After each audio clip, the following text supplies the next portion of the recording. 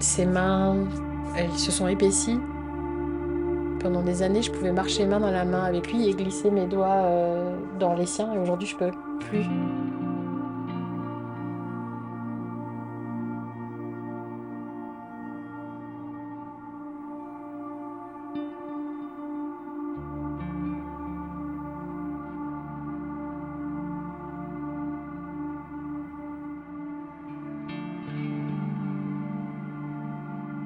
Cette hache, elle est l'équivalent d'un carnet de voyage.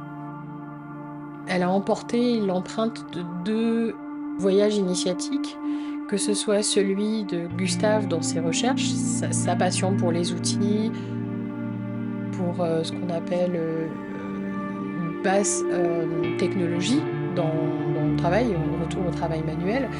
Et à côté de ça, Simon qui a choisi d'aller vers la taillanderie et qui, à travers cet objet qui progresse, qui se métamorphose au fur et à mesure qu'il gagne en assurance, c'est vraiment c'est un outil qui a emporté à la fois 2 histoires, mais qui a aussi sacralisé la quête et la recherche.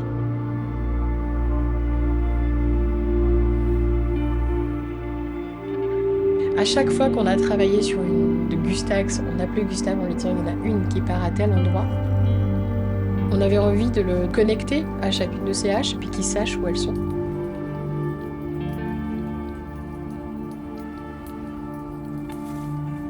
Et à chaque fois que Simon a travaillé sur une de ces haches, en fait, j'avais l'impression qu'il avait rendez-vous avec lui-même et il vérifiait qu'il avait bien avancé en fait dans son parcours personnel. Donc c'est quelque chose, il a un lien très intime avec cette hache-là, non pas pour le côté marketé de l'objet, mais vraiment cet outil-là, il disait je me vois vieillir dans mon métier, je me vois gagner en compétences.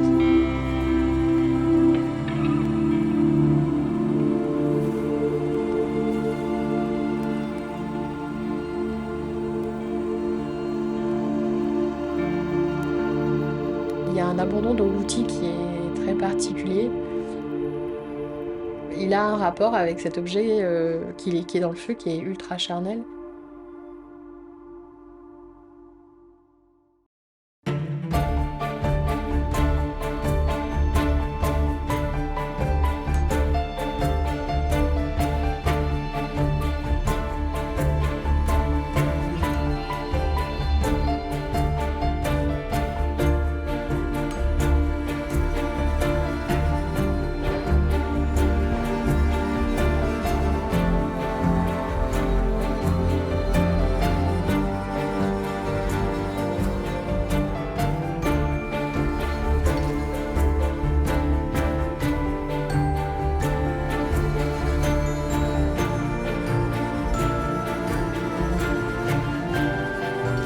La Gustax, c'est quand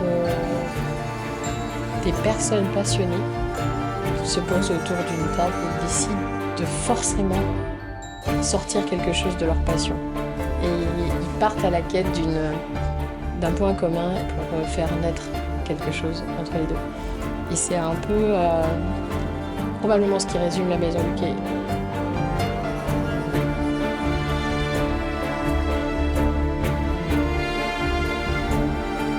Qui que ce soit en face de toi, il y a forcément quelque chose à créer.